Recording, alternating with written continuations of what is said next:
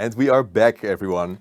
I'm here with Barbara. Welcome Hi. for joining. Is it your first conference of the new year, or you already like it It did a might dozen be. already? This Yeah. might be. Yeah, this is the first one. There are a Okay. few coming up, but yeah, this is the first one. Oh, nice. You have a busy schedule for like the first quarter already, or? Some user groups are already coming up, so that's actually pretty fun to do some things here in the country. Nice. Yeah. Because you've been traveling quite all over the place, like last year, right? So you're Last very year, busy. especially in the fall, it was really crazy. I was really lucky. I got to go to so many cool places. Yeah, that's nice. Yeah. Yeah. And we actually met up not here in the Netherlands, but in the US, which was We quite had funny. our first meetup in San Francisco. Yeah, Yeah. that was pretty awesome. Yeah, no, but it's good that you're like doing all these presentations all over, and it's nice to see you so active and so busy and Yeah.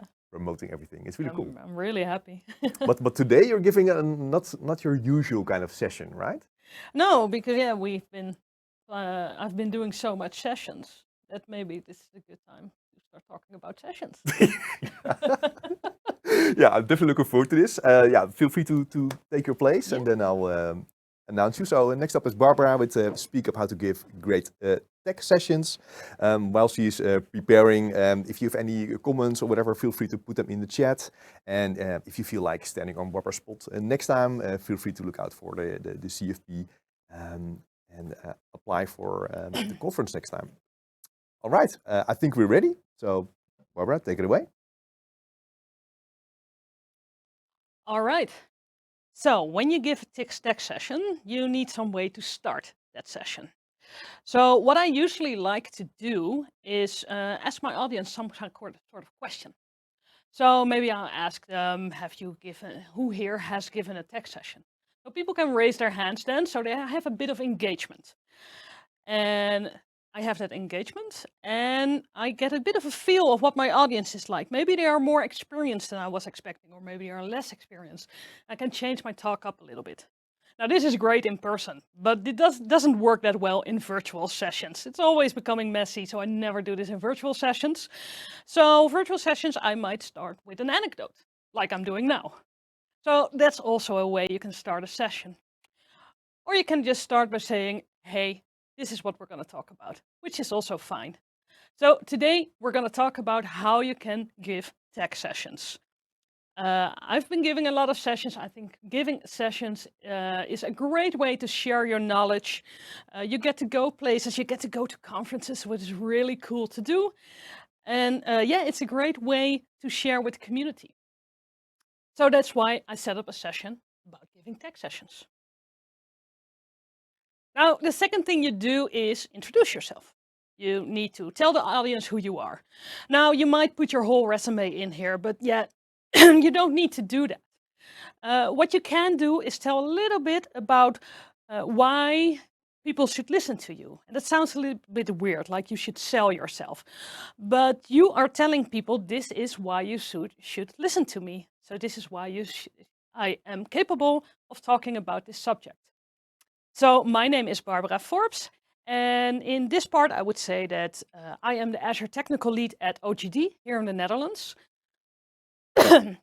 which is not that relevant for this session, but my company supports me. So that's why I always mention where I work. I can mention I'm an Azure MVP and a GitHub star, which gives you the idea that I've done a lot for the community, so that I'm active at what I'm doing. So that might make me capable of giving this session. This is also where I can tell you about where you can follow me, because if I get more followers, then more people will come to my sessions. So you can follow me on Twitter at BA4BES. You can also follow me on Mastodon, which I actually forgot to add here. So I already did one small thing wrong, but we have to mention Mastodon now, which is ba@4bes.dev. And you can find my website as well, which is forbes.nl. Now, I've been giving a lot of tech sessions, as we talked about, and I've counted, I'm somewhere above 50 at this point in like 3 years. A lot of those were virtual, but a lot of them in person as well. And the pictures actually here, what you see on the left is the first time that I ever did a session. This was an internal session for my company. I was very nervous. And this was a session where I talked about our visit to Microsoft Ignite in Florida in 2018. And the background picture is Ignite 2019, where I was actually a speaker. So I think that's a really cool part of this. And on the right is one of the last sessions I did last year. It's actually not the last session, but this was one of the better pictures I had to use. So this tells you a little bit about me. So we've talked about what the session is about. We've talked about me. And at this point, it's about what are you going to see. It's always good to have that at the start of the session to set some sort of expectation. Maybe people expected something else based on your title. So this is what we're going to talk about. First, we'll talk about how you can get to give a tech session, because first someone will have to give you a stage. Then how you can create your tech session, and we'll close it off with how you can deal with demos, some tips and tricks. So first things first, we actually need to get accepted to give a tech session somewhere. We need a stage for people to be able to listen to us. So we just need an idea, a title, abstract, and we're done. Easy, right? No, actually, this can be pretty difficult. I've seen a lot of people stumble on that idea already. They're like, okay, I would love to give sessions, but what am I going to talk about? And I see a lot of people who feel that they don't have enough expertise, maybe. And I can tell you that shouldn't be an issue. Because you can give beginner sessions. They are actually pretty popular. So some sessions on these are the fundamentals, or this is how you can learn to do a certain thing. They work really well as an idea for a session. Another thing that really works well is something you have seen in the field. We love to see people in real life. We love to see the difference between theory and practice and what you have seen. So if you have done something for a customer, or if you had a personal project, these are things you could talk about. So that's also something you could consider as an idea. So when you have an idea, you need to create a title and an abstract. So the title and the abstract is really where you tell people about your session, but more than that, you are selling yourself. You are telling people why your session is awesome and people should come to see your session. So with the title, you can just describe whatever you're going to talk about, but what is making your session different from someone who's talking about the same subject?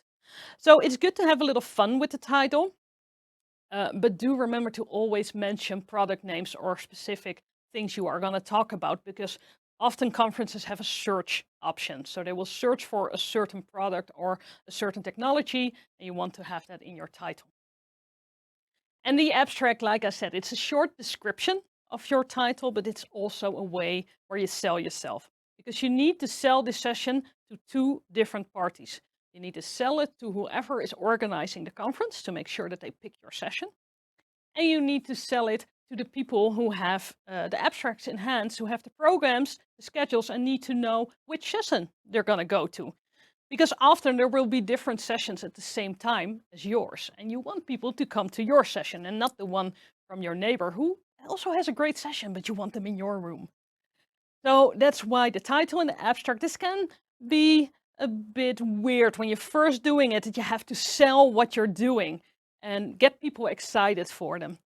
But it's something you can practice and will get more natural in a while. But it's good to check that. And then we've got our great title and our great abstract, and now we need to get accepted to conferences. And now we find out the odds are against us. Really, it can be frustrating to enter through CFPs, because most conferences have far more people who want to speak than they have speaker slots.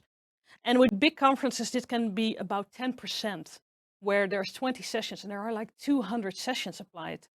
So it's important to remember that. Remember, the odds are against you and it's never personal. It can get frustrating. So it's good to always be aware. It's not personal, the odds are against you. Which makes it even more cooler if you actually get accepted. when you get accepted, or if you want to get accepted, there's another thing that's important, and that is that it helps if they know you. So if they know your name, if they've seen some of your work. And that's difficult if you're starting out because, yeah, that's the paradox. Like, I need to get experience, but I need experience to get that experience. It's a good thing we have something for that, and that is user groups. User groups are often sessions that are performed around a certain subject in a certain area. And it's just the evening, and you'll come together in a building that a company supplies. You get some food and then some knowledge sessions. And user groups overall are pretty often, which means they are often actively searching speakers.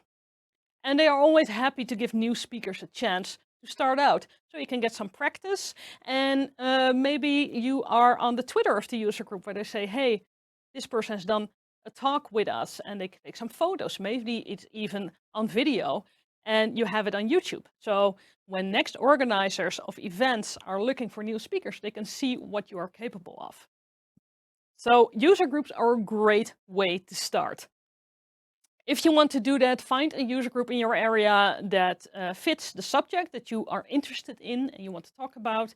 Maybe you've visited a few times, so you see how it's going, what's going on, and then you can just talk to the organizer, say, hey, are you looking for speakers? And in this case, I always say, the worst they can do is say no. Or they might say yes, and then you actually have to give that session. But we're going to prepare for that in a second. So if you're getting started, great way is to do it in user groups. So now we have been accepted to a conference or to a user group. We are going to tell our story, and now we actually need to create that session. By the way, I always create the sessions after my abstract is accepted. So I have a bunch of titles and abstracts that I put out there for conferences, and I don't actually have the session until I am accepted somewhere, and then I actually need to create it. This always works, so don't worry about that, but it might save you some time with creating abstracts. So we're creating a tech session now, and that requires some preparation. And I've seen that gone wrong, and I've done it wrong myself with thinking I had taught a few classes. I have thought about this stuff, and I was like, oh yeah, I can do that unprepared, so I can probably do a session unprepared as well. Session is different. Your story needs to be more aligned, and you have a shorter time span. So you need to do some preparation to get an awesome session out there. And one of the most important parts is the structure of the session. And that's one I see people forgetting. Think about what you are talking about on your session and why. So this structure, yeah, this is out there. There needs to be a beginning, a middle, and an end. But there are a lot of theories about how you can structure this well. In the beginning, you saw that I first did just a few lines on what we're going to talk about and why you need to follow this session. So I'm making the selling point of telling you this is why you should follow this session. Now, in the middle, the session is actually happening. And in the end, I've often seen people forget the end. They are to the end of what they want to tell, and they're like, okay, this was my session. But on the end, it's good to think about what do I want my audience to do? What do I want them to get? So maybe you give them some sources for if they want to continue their learning.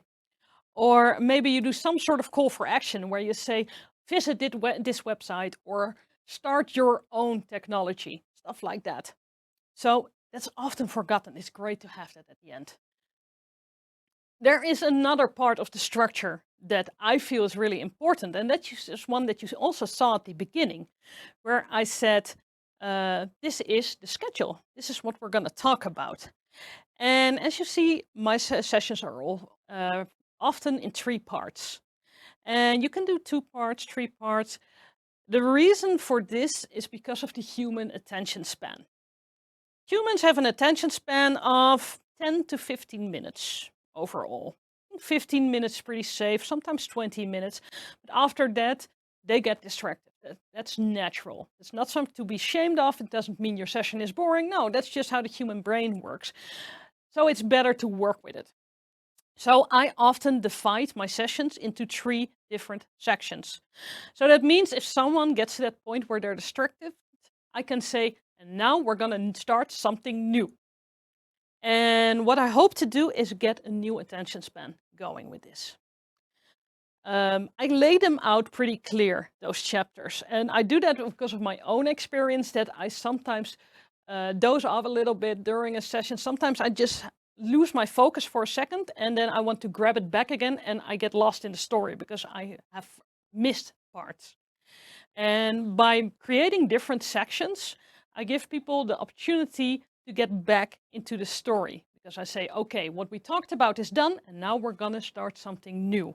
So you can grab on again. So that's the reason why I like to work in sections, so why it's smart to have that kind of structure.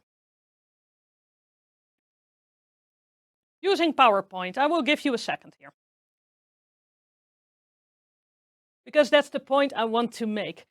I see a lot of PowerPoint with a lot of text on them. And if there's a lot of text, you can't read and listen at the same time.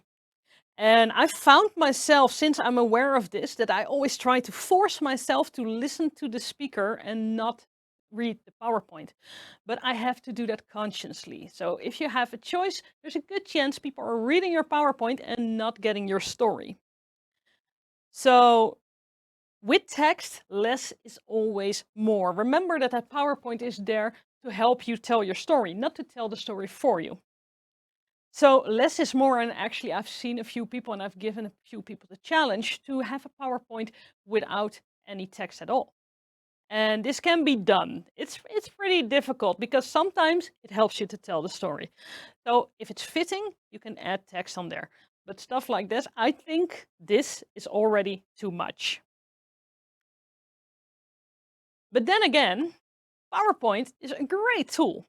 I really love what you can do with PowerPoint visually. PowerPoint can really help you with making a visualization of what you're talking about, especially if something is a lot of text because it's a lot of code or stuff like that. It can visualize the stuff for you. And less is more with text, but absolutely not with pictures and animations. I don't know about you, but I learned in school that animations are not professional. Around the same time that people thought that Comic Sans in a PowerPoint was a good idea. But I have found animations that really help me to tell my story.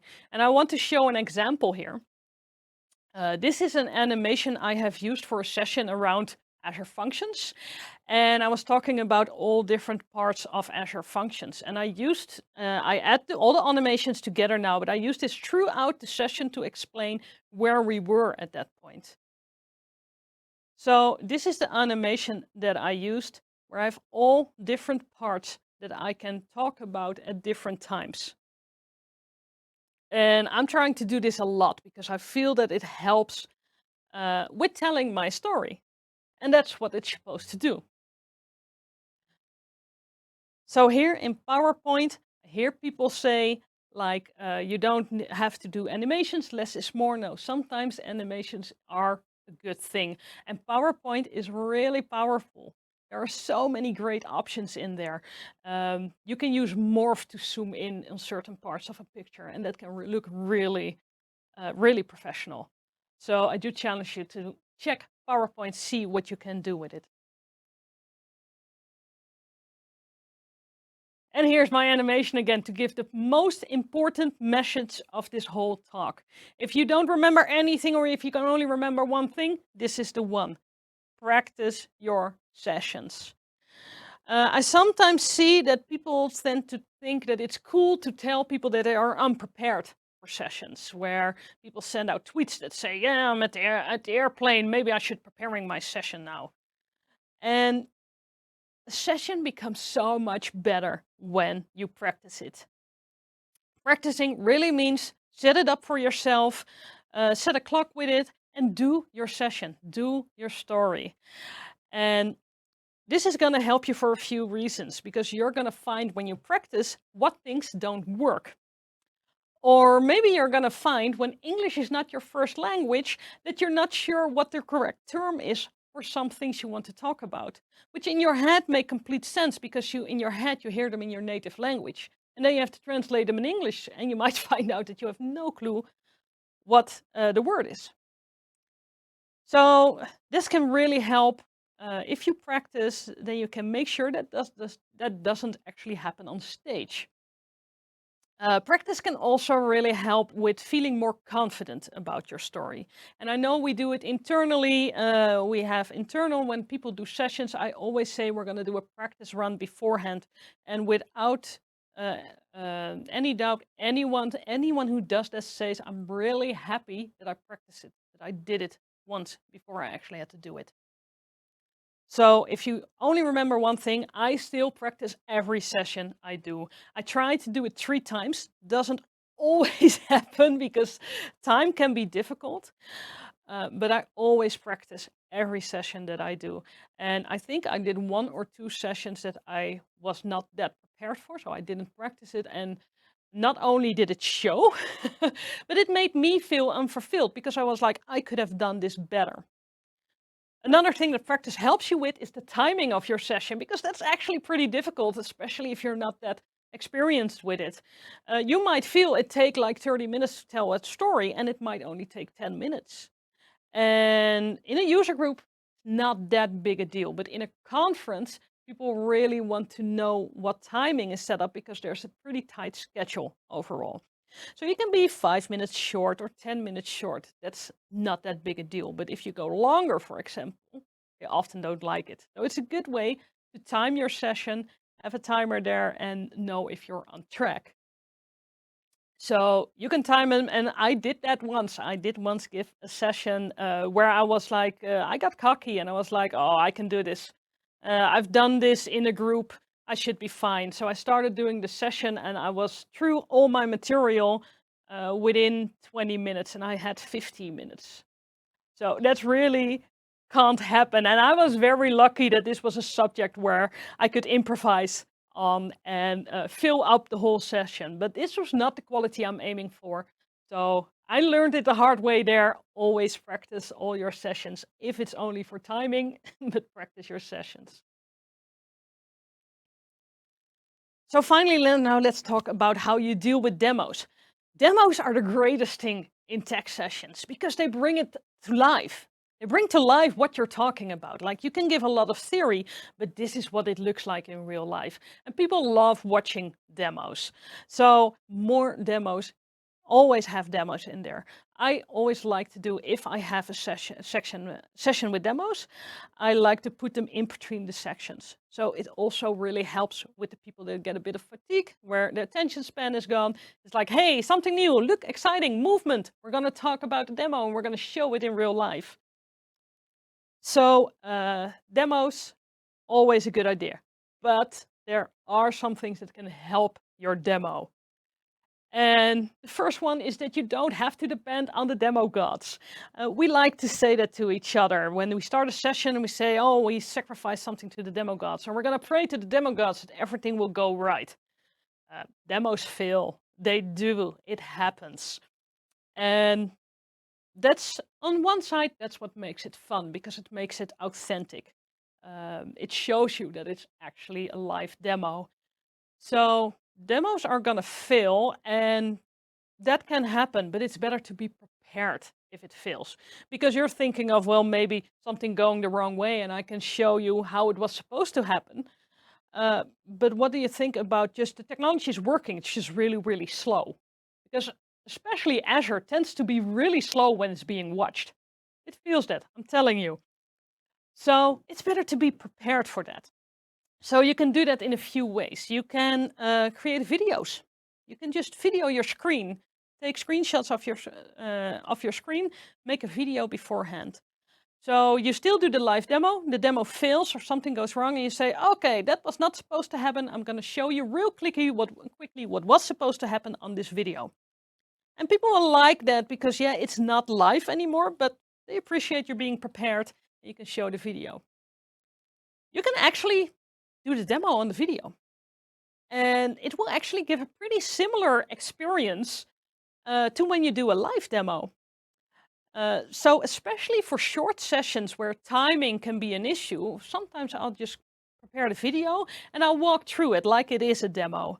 And have seen that once before where I had a coworker who was doing a demo on a video and I knew it was a video. And I knew it wasn't a live demo, but I was completely invested like it was a live demo. So it's okay to show stuff on video. So you can do the videos, you can get back to them. Another option I always like to use is have the resources I'm creating. If, for example, if I'm creating resources, I will have them set up somewhere. That's also something you can do where you say, okay, this is a resource. I'm clicking here now because I'm deploying this resource and we're not going to wait for this. So here I have the resource already prepared. And you can start working with that. So saves you some time, which otherwise people might be waiting for you. So this is how you prepare yourself against the demo gods. Now let's look at a few small differences that really can change your demo, especially if you're working with code. This is what I sometimes see when people do a demo. And this seems a bit crazy. I've seen this a lot actually, where this is the demo of, look, I have a bicep template here. And I want to show you how I would do this. This is how I would set it up. So this is the exact same code as we just saw. It's exactly the same as we just had. But this time it's far more readable. So let's put them side by side. As I said, the exact same stuff. So the first thing that we see changed here is light mode. I know people don't like light mode. I like light mode. There's dozens of us, but I like light mode. But especially when you're doing stuff in real life, when it's projected, dark mode is not very well visible. So you want to use light mode. So that's the first small change you can do. The second thing is all the stuff that's surrounding your code. So everything you see in Visual Studio Code, and you see my taskbar is up there. So stuff like this, you might want to switch off. You can hide that taskbar. I actually like to use a fresh install of Visual Studio Code. So I often use like a VM and have Visual Studio Code running there. So you can do stuff like that to have the distractions be gone and just say, this is the code we're going to focus on. And the third thing you see that I did here is I zoomed in like crazy. I've zoomed in very far because the people all the way in the back also need to be able to read your code. And trust me, when you ask them, can you guys in the back read your code? Someone might say yes, but someone else might think, yeah, I can't read it, but someone else already said yes. So be prepared for that, but also be prepared on a mobile device. People might be viewing your session virtually on a mobile device. So if it's a big code, they can actually follow it along. My rule of thumb is zoom in until you get to the stage where you think, okay, this is getting ridiculous. Then you're at the right stage. That's where you need to be. So 3 small things when you're working with code: light mode, getting rid of all the distractions, and zoom in like crazy.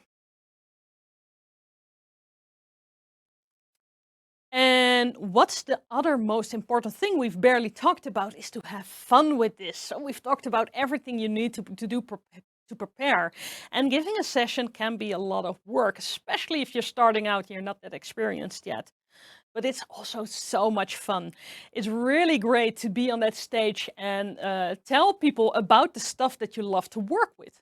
At least I'm assuming you love to work with stuff, you want to tell people about it. People come to you to listen to it. And afterwards they may tell you, hey, this is a great session. And that's a really great feeling. And it's a lot of fun to be able to go to a lot of sessions, to a lot of conferences. So it's a great way to contribute to the community. So this was the conclusion part where I can say you can still follow me on Twitter and on my blog, which is Forbes with a 4.nl, and my Twitter is BA4BES. Notice how it has been, there it is, how it has been on every slide that I've used and always at the top.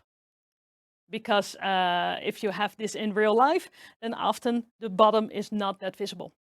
Because people might be in front of it with the chairs. So always at the top and at every slide. They can follow me there. And my conclusion is have a lot of fun and don't forget to practice. Excellent. Please come back for a second. I Yes. really enjoyed this meta session about giving talks. I really liked it. A lot of stuff were very recognizable. Of course, I have to ask, how many times did you practice this? I've done this one once before, and I Okay, practiced okay. it then 3 times. I actually had a thing with the speaking coach for that, so I was really Wow. prepared. Okay, that's good. Yeah. And I wanted to do this 2 times Yeah. in the Yeah. preparation, and I had to do one either yesterday evening or today, and I couldn't make it work. Yeah. And I was really yeah. bummed that I really was like, I want to do it another time. Yeah, yeah. So I did it like 4 times the last time I did it, and now once. Yeah, it does help, of course, because that's also quite a normal thing, right? Reusing sessions for different meetups or conferences. Yeah. So because sometimes I read on Twitter that people don't like that people reuse their sessions, but I Yeah, think it's but- really normal. It's really, Yeah, because how often are people going to be at the same conference? Yeah, we got a bit spoiled with the virtual sessions. Yeah. But with conferences, yeah. And it's also like it takes a lot of time to create these sessions, so it's also not really worth, let's say, the time of the speakers to just give it once and then be done with it.